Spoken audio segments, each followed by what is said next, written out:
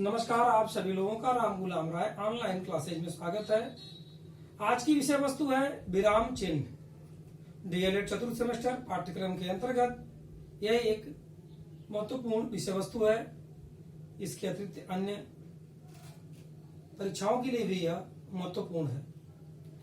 विराम चिन्ह, जब हम विराम चिन्ह का प्रयोग करते हैं किसी भी भाषा में, तो वह विराम चिन्ह हमारे द्वारा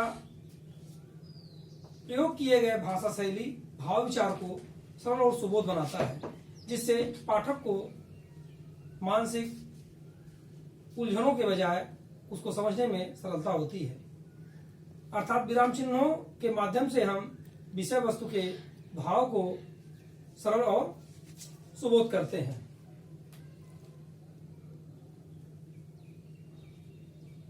भाषा के भाव बोध को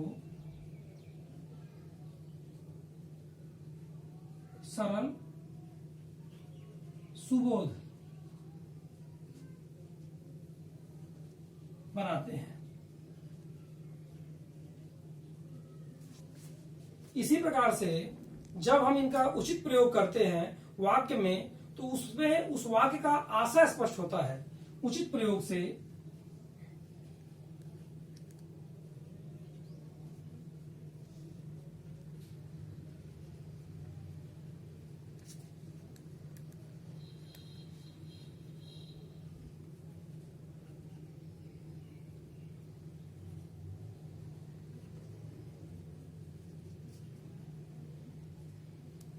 प्रयोग से वाक्य का आशय स्पष्ट होता है, और इसके प्रयोग सही ढंग से अगर न किया जाए तो भाषा में सही प्रयोग न होने से भाषा का आशय बदल जाता है। जैसे एक एग्जाम्पल है,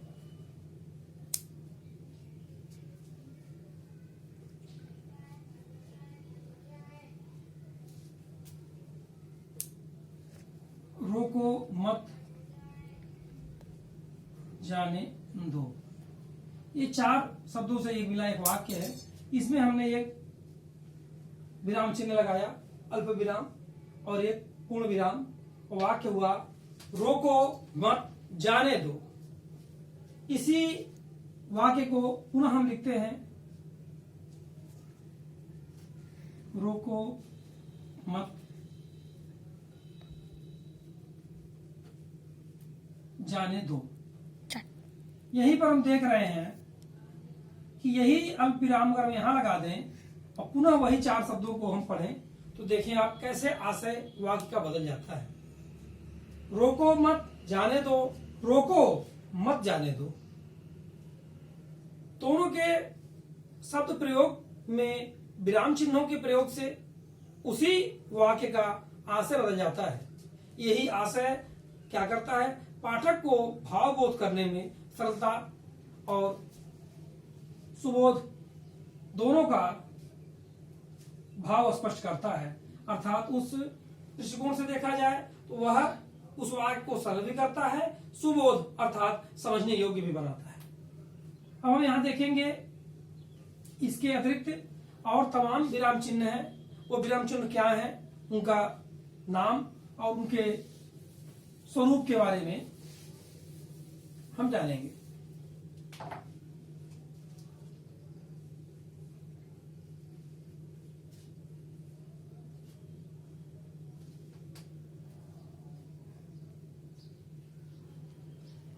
एक पहला है अल्प विराम। जैसा नाम से है कि जब हम किसी भी भाषा में प्रयोग करते समय अल्प मतलब थोड़ा रुकते हैं, तो वहां अल्प विराम लगता है। अब अल्प विराम का चिन्ह ऐसे होता है। दूसरा है अर्धविराम। अर्धविराम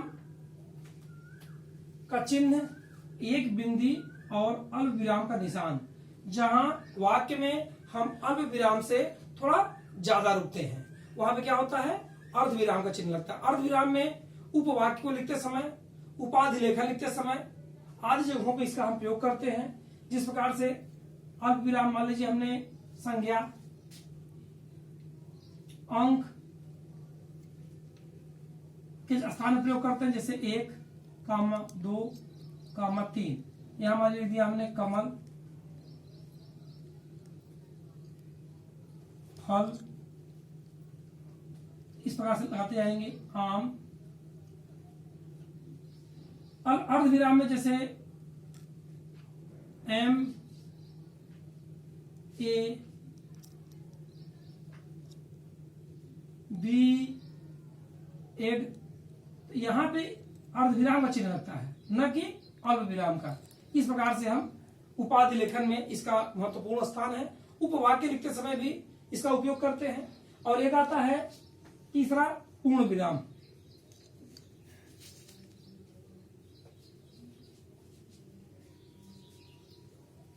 पूर्ण विराम को फुल स्टॉप एक खड़ी पाई से दिखाते हैं। अंग्रेजी में इसको एक बिंदी के माध्यम से डॉट लगा दिखाते हैं वाक्य को पूरा होने पे। और अंग्रेजी में तमाम शब्दों के संक्षेप में भी डॉट का प्रयोग किया जाता है। पूर्ण विराम, जिसे राम जाता है, मोहन पढ़ता है,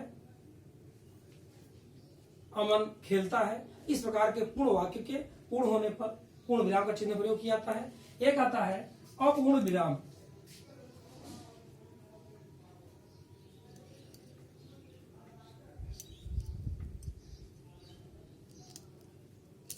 अपूर्ण विराम को एक और नाम से जानते हैं, उसका नाम है उपविराम।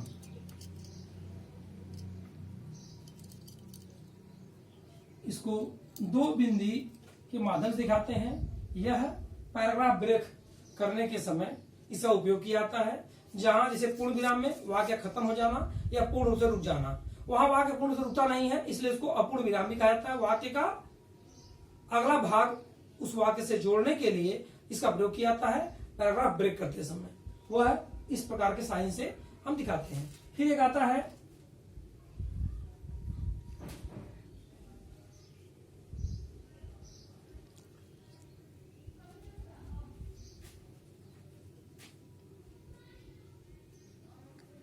विस्मयादि बोधक चिन्ह।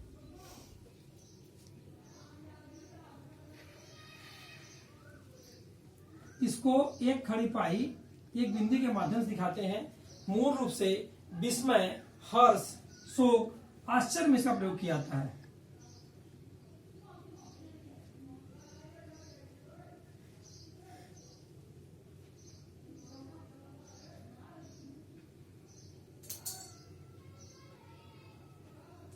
विस्मय, हर्ष, शोक आदि में इसका प्रयोग होता है, विस्मयादि बोधक चिन्ह का। इसके बाद एक आता है प्रश्नवाचक चिन्ह। प्रश्न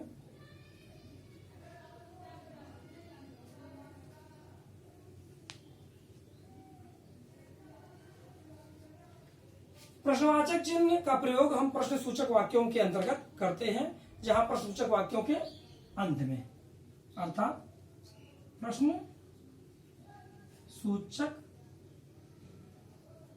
वाक्यों के अंत में जो वाक्य प्रश्न सूचक वाक्य हों, उनके अंत में हम इस प्रकार के चिन्ह का प्रयोग करते हैं। प्रश्न सूचक वाक्य के अंत में अगर प्रश्नवाचक चिन्ह लगा है, इसका मतलब वह प्रश्न सूचक की जगह प्रश्नवाचक चिन्ह लगने से वो प्रश्न सूचक वाक्य बदल जाता है। एक आता है इसके बाद अगला, आप यहां देखेंगे अल्प विराम, अर्ध विराम, पूर्ण विराम, अपूर्ण विराम, विस्मयादि बोधक, प्रश्नवाचक चिन्ह के बाद एक आता है कोष्टक।